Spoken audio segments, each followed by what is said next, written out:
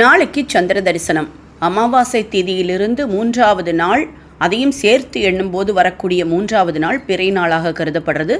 அன்னைக்கு ஒரு சில வினாடிகளே அந்த பிறை சந்திரனை பார்க்க முடியும். அதை பார்க்குறதுங்கிறது மகா விசேஷம்.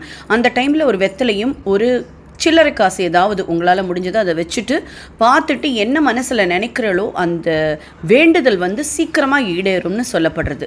ஆக அது மட்டும் கிடையாது, அந்த மாதம் கண்டிப்பாக பணப்புழக்கம் இருந்துக்கிட்டே இருக்கும். இப்படி போகுது, எப்படிப்பா இப்படி வருது அப்படின்னு கேட்குற அளவுக்கான பணப்புழக்கம் இருந்துக்கிட்டே இருக்கும். ஸோ அந்த நிமிஷத்தில் நீங்கள் என்ன வேண்டுறளோ அந்த காரியம் சீக்கிரம் சுலபமாக நடக்கும்.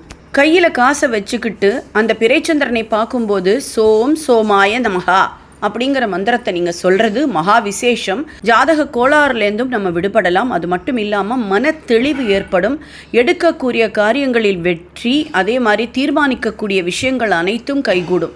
இந்த மாதிரியான ஒரு நல்ல மனோபாவம், நல்ல பணப்புழக்கம் இதெல்லாம் கிடைக்கக்கூடியது சந்திர தரிசனத்தன்னைக்கு. நாளைக்கு சந்திர தரிசனம். இது உங்கள் கையில் கிடைக்கிறதானா கண்டிப்பாக மிஸ் பண்ணாமல் சந்திர தரிசனம் பண்ணுங்கோ.